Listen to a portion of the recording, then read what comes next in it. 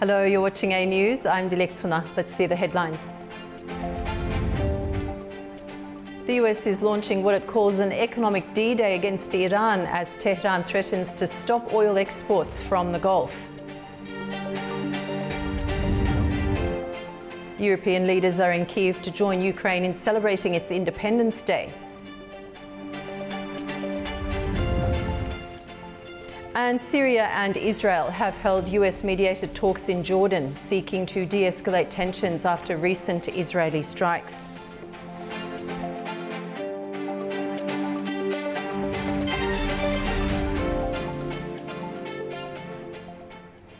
The United States and Iran have exchanged new threats as Washington prepares to announce what it calls the largest financial pressure campaign ever imposed on Tehran.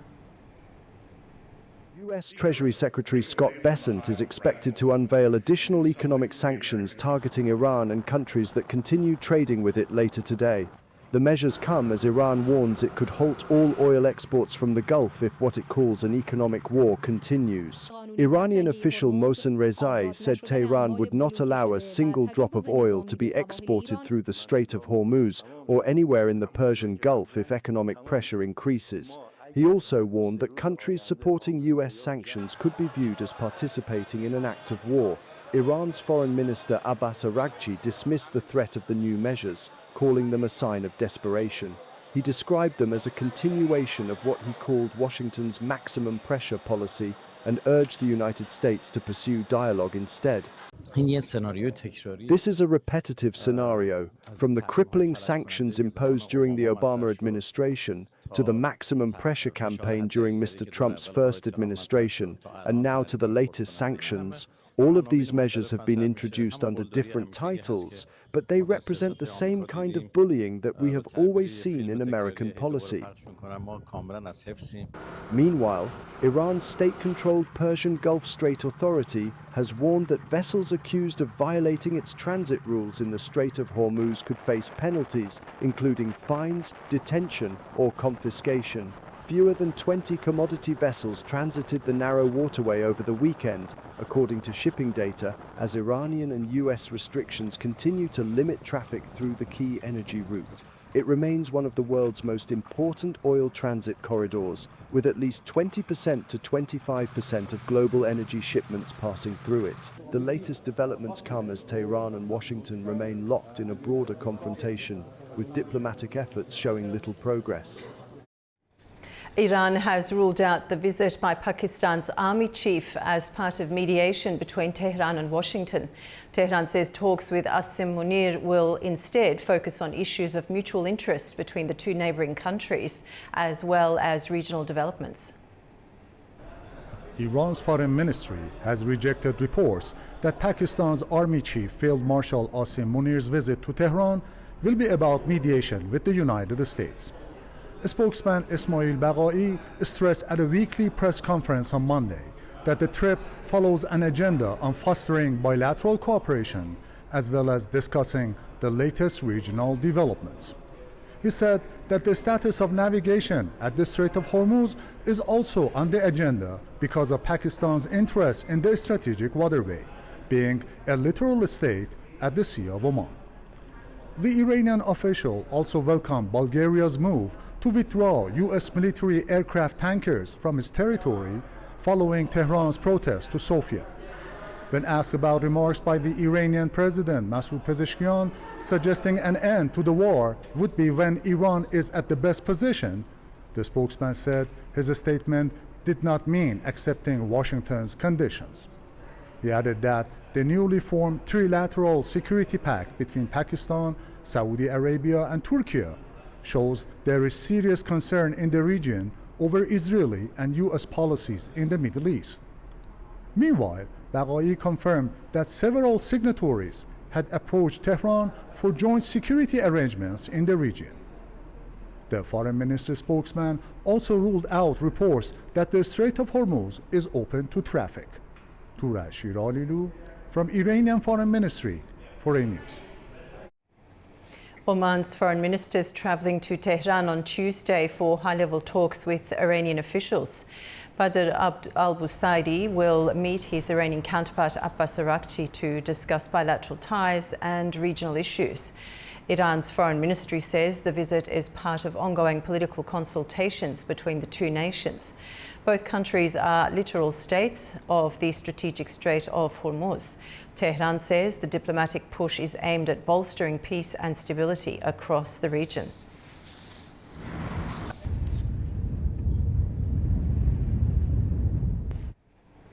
Oil prices fell by more than $1 a barrel on Monday ahead of an expected U.S. announcement on new sanctions against Iran. The drop comes as investors took profits following 2 consecutive weeks of gains. Brent crude dropped 1.3% to around $93 a barrel, while U.S. West Texas Intermediate fell about 1.4% to nearly $86. Both benchmarks gained more than 5% last week as stalled talks between Washington and Tehran added to concerns over oil supplies through the Strait of Hormuz.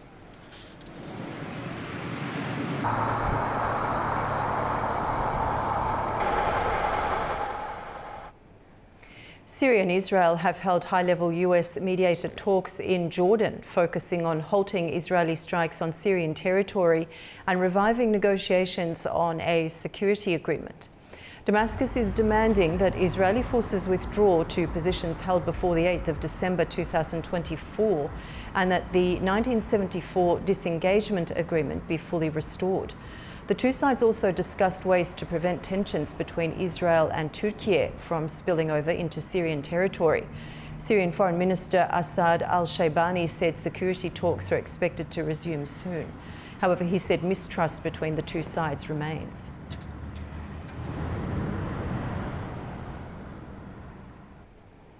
After the break, we'll take a look at more stories making headlines. Stay with us.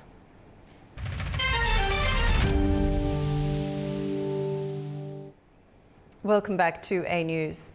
Drone debris hit a private childcare centre in Russia's southern city of Krasnodar. 2 children were killed and 9 others were injured. The attack also sparked a major fire at an ozone logistics hub in the city. A drone attack in Makhachkala, Dagestan has triggered a fire at Russia's online retailer Ozon's logistics hub. The company said it had also temporarily suspended operations at 2 warehouses in the nearby regions of Stavropol and Adygea amid a drone attack alert. Ozon said the facilities were not damaged. Meanwhile, debris from a drone attack has hit a private childcare center in Russia's southern city of Krasnodar, killing 2 children. 9 other people were injured, including 7 youngsters. Regional Governor Veniamin Kondratyev said the incident happened overnight. Debris also fell on residential buildings while fires broke out at warehouses in the city, including at Russia's online retailer Ozon at its logistics hub. The company said that operations have been suspended. In Russia's Stavropol region, a drone attack on an industrial area in the city of Nevinomysk was repelled, according to Regional Governor Vladimir Vladimirov. Meanwhile, over in Ukraine, a Russian attack on the outskirts of Kyiv killed 3 people, according to the regional governor. Russian President Vladimir Putin has described Ukraine's strikes on Russian economic targets as the opening of Pandora's box. He said Moscow would respond by targeting Ukraine's most sensitive economic sectors. The comment comes as Ukraine steps up its attacks on logistics hubs and warehouses across Russia, targeting infrastructure it says supports Moscow's war effort. Meanwhile, Kyiv seeks additional air defense interceptor missiles from the United States and Europe to strengthen its air defense capabilities. On Monday, Russia's defense ministry said that it had launched a Soyuz rocket carrying a spacecraft for defense purposes. According to the ministry, the Soyuz 2.1B rocket lifted off from the Plesetsk Cosmodrome in northern Russia. The ministry did not provide further details about the spacecraft or its mission. Ukraine and Norway have signed a new defence agreement to expand joint manufacturing in unmanned systems and defence technologies. According to Ukrainian officials, the deal will advance joint projects and deepen defence cooperation. Ukraine's drone deal focuses on sharing combat experience and establishing joint drone production facilities abroad. The drone deal brings together more than 20 international partners, including 15 NATO members, with each agreement lasting 10 years.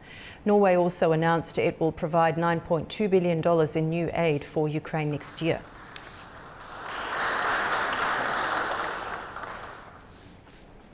President Volodymyr Zelenskyy says Ukraine will not pursue an alternative to NATO membership as it seeks firm security guarantees. He said on Sunday that joining the security alliance would give Kyiv greater access to funding and defence cooperation. He said Ukraine needs 30 billion euros in EU loans this year to cover its budget shortfall, as well as $27 billion for defence. The Ukrainian president said the diplomatic window to end the war would last until next summer, but Russia remains unwilling while Kyiv holds the Donbass.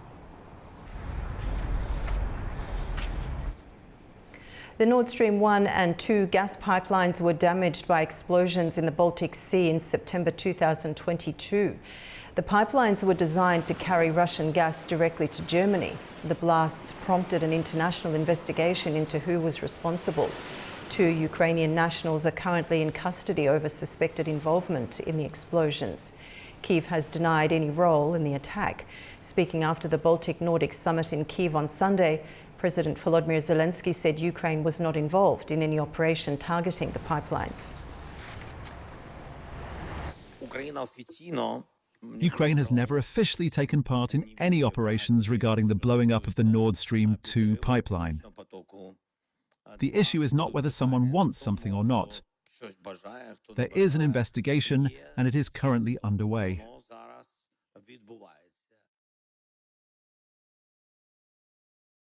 European leaders have arrived in Kyiv to join Ukraine's Independence Day celebrations, marking 35 years since the country regained independence from the Soviet Union. Ukraine wants peace, but will not just give in to Russia at any price, President Volodymyr Zelenskyy said in a defiant speech marking Independence Day celebrations. Joining him at the anniversary were European Council President Antonio Costa, UK Prime Minister Andy Burnham, Luxembourg Prime Minister Luc Frieden, as well as Moldovan President Maia Sandu and Estonian President Alar Karis to the Ukrainian capital. Costa said his visit demonstrates the European Union's unwavering support for Ukraine, adding that the country's struggle is also Europe's struggle. Zelenskyy also highlighted the role of the country's defense industry, saying it has become a key pillar in strengthening Ukraine's independence.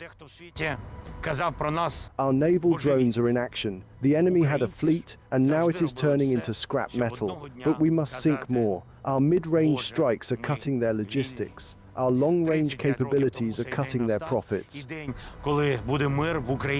Zelenskyy said Ukrainian strikes have reached locations including Moscow, Tula, as well as Ryazan, Olenia, and Omsk, adding that Ukraine needs to expand these capabilities further. He also said the Flamingo long-range missiles should become mass-produced rather than a rare weapon. Zelenskyy also called for stronger pressure on Russia, saying Washington should impose sanctions that would force Moscow to end the war and provide Ukraine with the necessary support.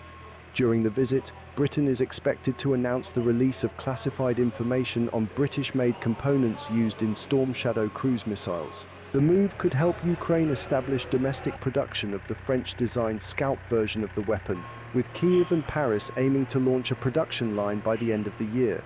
Meanwhile, U.S. Secretary of State Marco Rubio reaffirmed Washington's commitment to Ukraine's sovereignty. However, envoys Steve Witkoff and Jared Kushner postponed their planned visit after Russian missile and drone strikes on Kyiv last week. Earlier, we spoke with Andriy Dobryansky, a policy expert at the Center for U.S.-Ukrainian Relations from Kyiv, Ukraine, about the Russia-Ukraine war and the latest developments on the battlefield and beyond.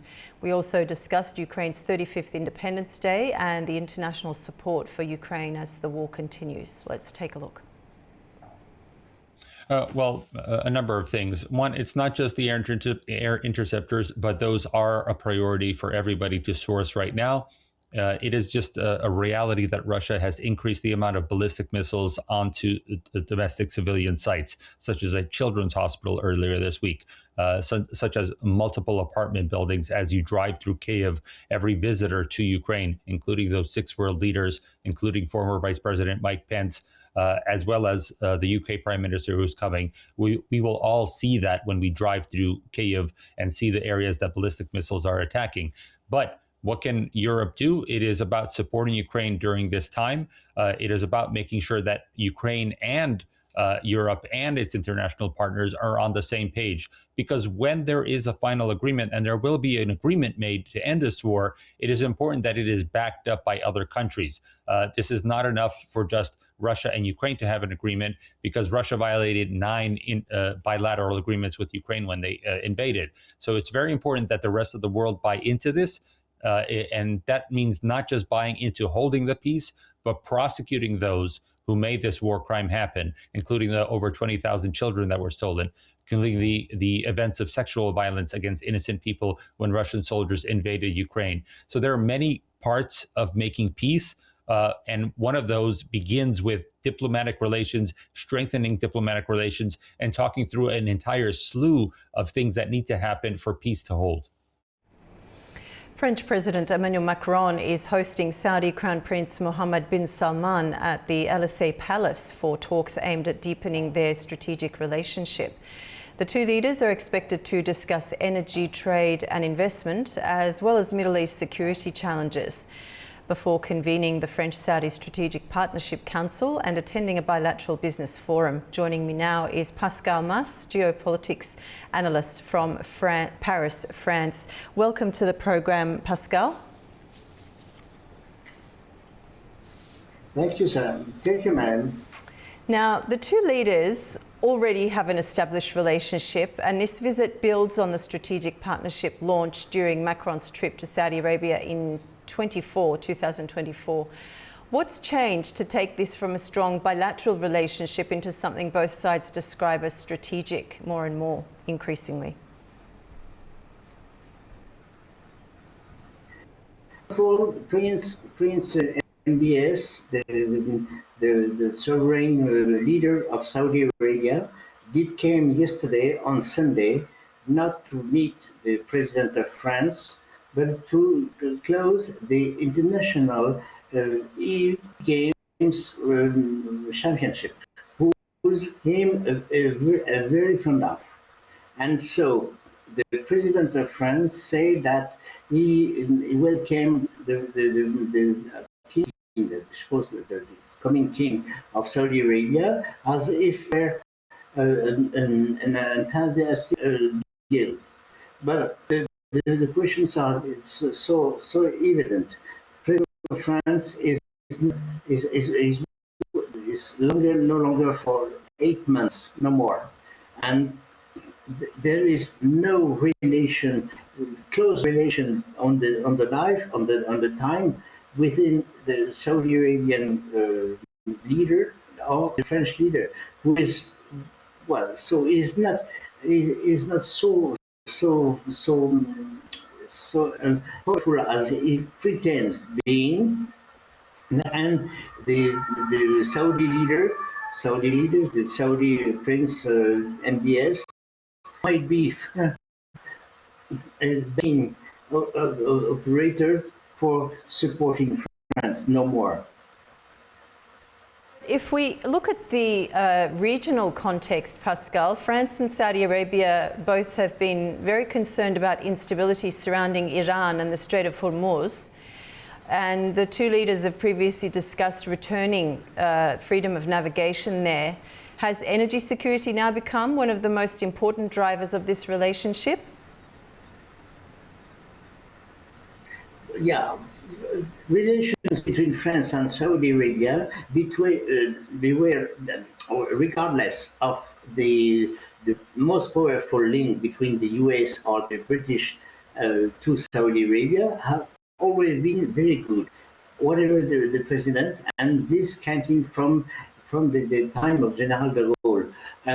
But on these sides, on the conflict in the in the Gulf and the Hormuz Treaty, France has no word to say, because all these are belonging to the local powers, Iran and Saudi Arabia and the neighboring Arabic states, and the America, Europe, or France, even though France has a good relationship with Saudi Arabia, have no word, nothing to prepare, nothing to, well, as far as being part of the membership of the Security Council, there is nothing else. Okay, Pascal, our connections are not the greatest today. Nevertheless, we appreciate your time. Thank you for joining us on the program. I'm so sorry. I would have been pleased to ask to 1 hour and a half at least. Washington and Ottawa are trading threats, tariffs and sharp words, putting one of the world's biggest trading relationships under new pressure. Now both governments face a difficult choice: return to the negotiating table or risk a deeper economic confrontation. The United States and Canada are facing a sharp escalation in their trade dispute after talks aimed at resolving tensions collapsed late Friday. U.S. President Donald Trump has accused Canada of seeking the benefits of being a U.S. state without actually being one, while defending new tariffs on Canadian goods. Washington has announced 50% tariffs on around $20 billion worth of Canadian imports, effective immediately. Canadian Prime Minister Mark Carney has described the move as a miscalculation aimed at hurting and dividing Canada. He said the two countries were now in a trade war, adding that Canada had been attacked and would respond accordingly. The latest escalation follows what had appeared to be promising negotiations earlier in the week. Both sides now accuse the other of making unacceptable last-minute demands. Trump's latest comments also revive his repeated calls for Canada to become America's 51st state, a proposal firmly rejected by Canadian leaders and widely criticized across the country. U.S. Transportation Secretary Sean Duffy said Canada would be foolish to think it could win a trade war with the United States. He warned Canada could face serious economic damage and said Carney would likely return to talk soon. Israeli airstrikes continue across Gaza despite a ceasefire. A strike on a building in central Gaza has killed and injured several people, raising fresh concerns over the future of the pause in fighting. An Israeli airstrike has destroyed a building in Zawaida in the central Gaza Strip. The incident took place on Sunday. Earlier, the Israeli military had warned the building's residents to leave the area. According to Palestinian health officials, 2 separate airstrikes hit the Gaza Strip. At least 2 people, including a 4-year-old boy, were killed and 7 others were injured. Medics said debris and shrapnel were scattered around the area following the explosion. The 4-year-old Mohammed Abdel Salam Taha was later pronounced dead in hospital.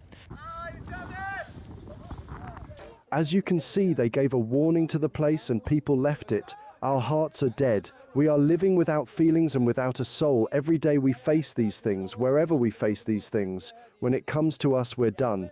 There is no ceasefire. There is nothing. There is nothing. Our lives are destroyed. Our youth are destroyed. What can we do? We want solutions. We want to live in peace. This does not make sense. This does not make sense. It's true these things are happening to other people, but I am also human. I see these things. People torn into pieces. We die. Our morale is destroyed.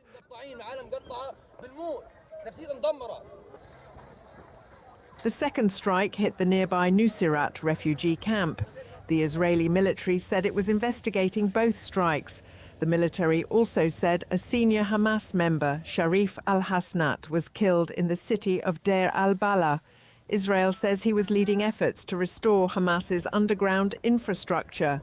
Hamas has accused Israel of violating the ceasefire. The group also accused Israel of undermining U.S. President Donald Trump's plan to end the Gaza conflict. According to Gaza health officials, more than 1,280 Palestinians have been killed since the ceasefire took effect last October. The Israeli military says 4 of its soldiers have been killed during the same period. European Union firefighters have joined efforts to contain a wildfire in Serbia's Deliblato sands. Belgrade activated the EU civil protection mechanism on Friday as the blaze continued to spread. The flames have burned thousands of hectares of forest around 80 kilometres from the capital. Serbian authorities say Romania, Slovakia and the Czech Republic have sent 4 Black Hawk firefighting helicopters. Germany and Romania are providing a total of 124 firefighters and 39 vehicles. Russia has also joined the operation. President Alexander Vučić said the firefighters had managed to protect people's lives and homes.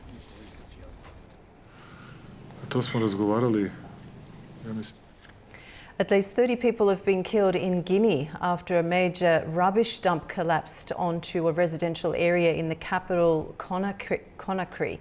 Authorities say heavy rains triggered the landslide early on Sunday, burying multiple homes under tons of waste. Search and recovery operations are underway in Conakry in Guinea, where authorities say at least 30 people have been killed after a major landfill collapsed. Emergency crews and local volunteers are using bulldozers to clear the debris and locate missing residents. The disaster occurred around 2 a.m. following torrential rain. A large section of the rubbish dump gave way, pushing directly into homes built alongside the site. At 2 a.m, we were sleeping when we heard a loud noise. The first ones out, there were 4 or 5 people from the family who went out to see what had happened outside. Suddenly, we saw the first break. This time, the second wave came. That is what knocked us over, pushed the house, and it fell. The Red Cross and civil protection agencies were deployed to coordinate the emergency response. While rescue teams have managed to pull survivors from the wreckage, officials are managing a high number of casualties. There are around 30 dead. The bodies have been taken to Donka Hospital and we now have 22 injured. What we must be thankful for is that civil protection found many people under the rubble, bringing out 22 people who are truly injured. For the other bodies, the search continues. The disaster highlights long-standing safety concerns surrounding the open-air dump. Just days before the collapse, Guinea's government announced plans to permanently close the landfill, citing severe risks during the rainy season. Authorities had scheduled the waste to be relocated outside the capital, but the site remained fully operational when the landslide occurred. After the break, we'll look at more stories shaping the region.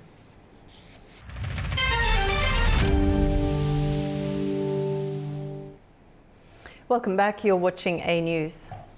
Turkey is strengthening its trade ties with Islamic countries, with exports showing continued growth in key markets. Trade has increased across several nations, including Egypt, Libya, Syria and Jordan, as Ankara looks to expand its presence in these markets and further boost exports in the coming years. Turkey's trade with member countries of the Organization of Islamic Cooperation, or OIC, continued to grow in the first 7 months of this year. According to the Turkish Trade Ministry, Turkey's exports to OIC member states reached $41.5 billion between January and July. That's up $345.7 million, or 0.8% compared with the same period last year. Total foreign trade with OIC countries also increased by 2.2%. reaching $69.2 billion. The OIC brings together 57 member states and represents around a quarter of the world's population. Turkey is now seeking to further expand its commercial ties with these markets. Under its strategy for developing exports with OIC members, the government aims to increase the share of Islamic countries in Turkey's total exports from the current 27% to 30% by 2028. The strategy identifies 21 priority markets, including Azerbaijan, Uzbekistan and the United Arab Emirates, as well as Egypt, Saudi Arabia Qatar, and Malaysia, Indonesia, Pakistan, Morocco and Algeria. Several OIC markets also recorded particularly strong increases in Turkish exports this year. Egypt led the growth, with exports reaching $2.8 billion, up $522.2 million year on year. Exports to Libya rose by $438.5 million to $2.2 billion, while exports to Syria increased by $296.8 million to $2.1 billion. Exports to Jordan also climbed, reaching $1.3 billion, an increase of $227.5 million. The Turkish Trade Ministry says strengthening ties with OIC markets remains a key part of the country's broader export strategy, with the government targeting a larger share of these markets in Turkey's overall foreign trade by 2028. Turkey has showcased its growing naval power and domestically developed defence technologies at the Teknofest Blue Homeland Exposition. Thousands of visitors attended the four-day event at the Gölcük Naval Shipping Yard in the northwestern province of Kocaeli. Adam Morrow reports from Istanbul.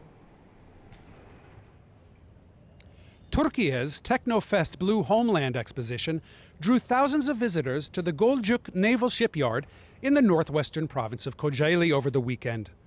The four-day event showcased the country's expanding naval power and its ongoing drive to develop more of its defense technology domestically. Air demonstrations featured maritime patrol aircraft, Seahawk and Super Cobra helicopters, as well as Bayraktar TB2 drones operated by the Turkish Naval Forces. But the main attractions were at sea. A total of 37 naval vessels and platforms were on display, led by the TCG Anadolu, Turkey's largest warship and the centerpiece of its growing drone carrier capability. Frigates, submarines, support vessels, and the historic presidential yacht, the TCG Savarona, were also presented to visitors.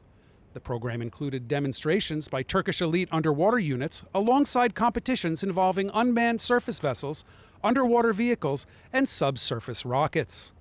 Leading Turkish defense firms also presented air defense, missile, and autonomous maritime systems, including components of Turkey's multi-layered steel dome air defense architecture. This was the second edition of Teknofest Blue Homeland, following its debut in Istanbul last year. The event is part of a broader national technology initiative, which aims to reduce reliance on foreign suppliers and encourage young engineers to enter strategically important industries. For Ankara, the event is more than a public technology festival. It's also a demonstration of the country's ambition to become a leading producer and exporter of naval platforms, unmanned systems, and advanced defense technology. This is Adam Morrow for A News in Istanbul, Turkey. Azerbaijan and Uzbekistan are taking their strategic partnership to a new level. It's after President Ilham Aliyev's state visit to Tashkent brought a new treaty on eternal friendship and fresh plans to boost trade, investment and regional connectivity.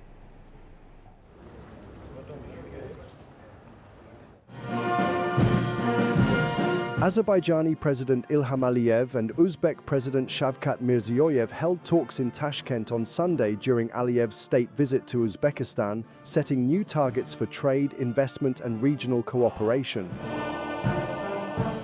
The two leaders met at the Kuksaroy state residence following an official welcome ceremony. Speaking at the third meeting of the Supreme Interstate Council, Mirziyoyev said relations between Azerbaijan and Uzbekistan had reached a historic high. I have been informed that out of $500 million, approximately $160 million have already been allocated. Naturally, I believe we will utilize these funds soon and define new avenues of cooperation. I must also mention that Azerbaijan has such formats of cooperation with various countries. However, I would say that the most efficient and results-oriented fund is precisely the Uzbekistan-Azerbaijan Investment Fund. The two presidents signed a treaty on eternal friendship, further strengthening ties between the two countries. The leaders adopted a roadmap aimed at raising annual bilateral trade to $1 billion. Mirziyoyev said trade between the two countries had tripled over the past 5 years.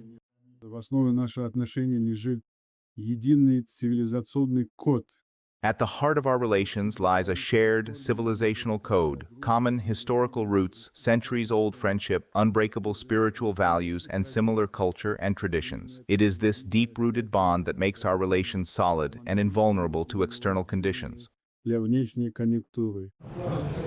They also discussed expanding joint projects, with the current investment portfolio exceeding $5 billion across sectors including energy, industry, construction, agriculture and finance.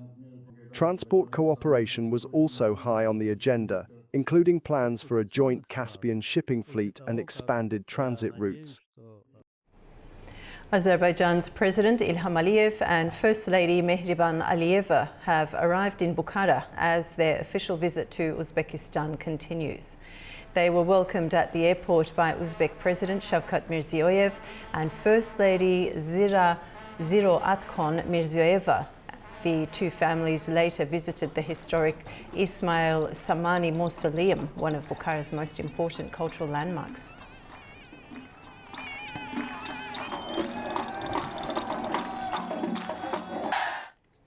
Kazakhstan's first vote for its new parliament has produced a strong early lead for the pro-presidential Adilet party as the country prepares for a major change to its political system.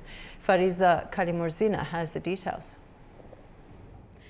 5 political parties are projected to enter Kazakhstan's new Kurultai, according to preliminary results released by the Central Election Commission. Adilet is leading with nearly 72% of the vote, far ahead of the other parties. Adilet is a new pro-presidential party formed earlier this year. It was later joined by Amanat, previously Kazakhstan's largest political party. Parties need at least 5% of the vote to enter parliament. Turnout was just over 74%, with more than 9.3 million people voting. There are still preliminary figures. The Central Election Commission is expected to announce the final results within 10 days of the vote. Meanwhile, international observers described the Kurultai elections as fair and open, saying they found no violations that could have affected the results. The Kurultai will have 145 lawmakers elected through party lists for 5-year terms. But this election is about more than a new parliament. Kazakhstan is also changing the structure of its political system.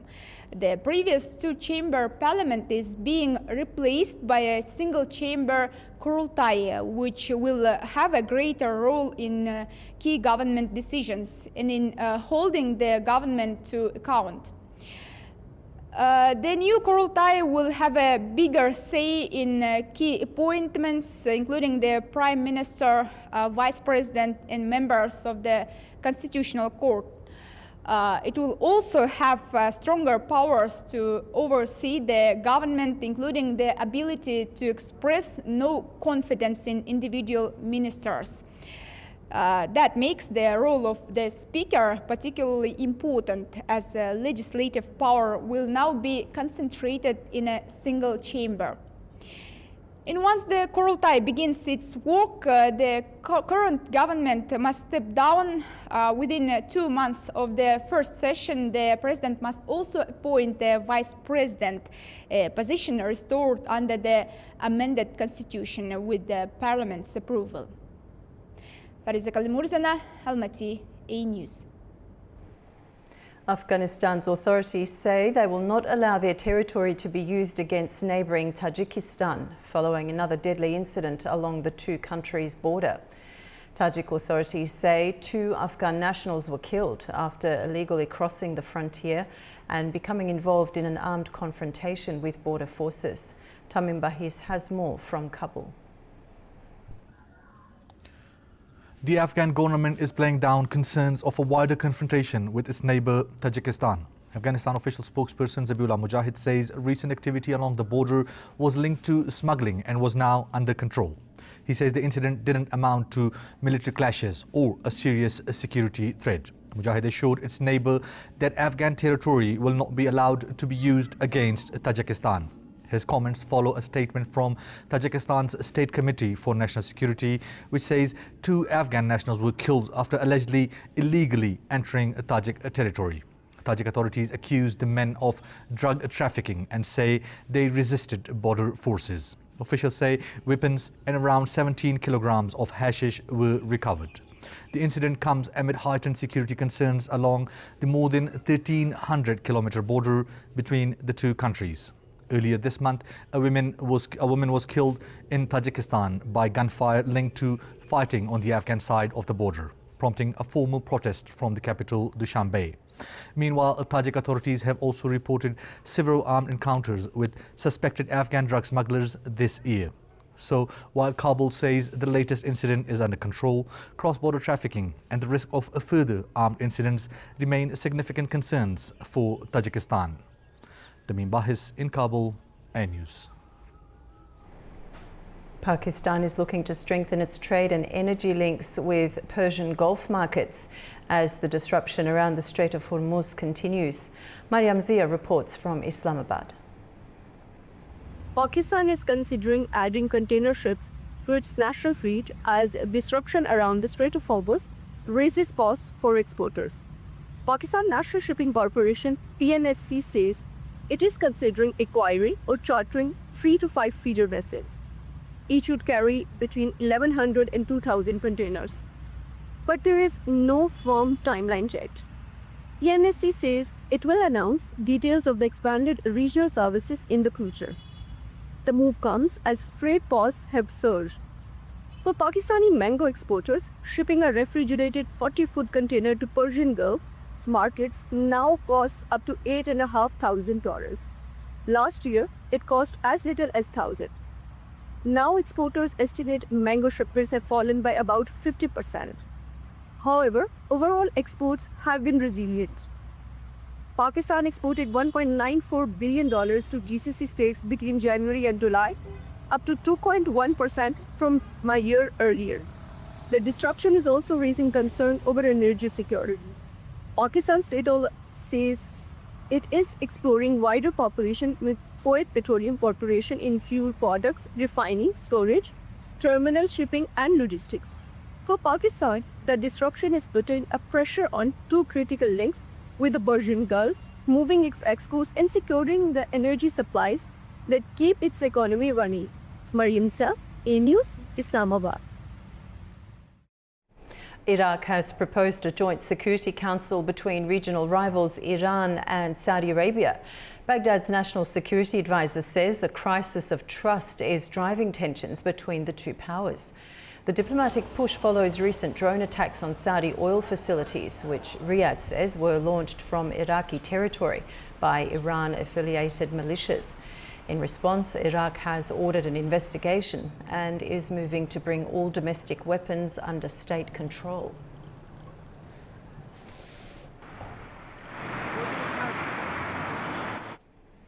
A new generation of machines is being put to the test in Beijing, with engineers pushing the limits of speed, balance and coordination at the second World Humanoid Robot Games.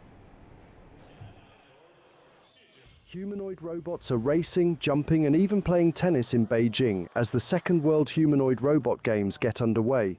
A robot developed by Beijing Innovation Center of Humanoid Robotics ran the 100 meters in 9.39 seconds on Saturday, faster than Usain Bolt's 9.58-second world record set in 2009.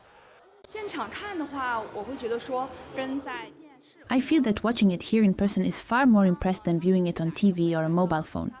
You witness the incredibly rapid pace of scientific and technological advancement. I feel so proud of it.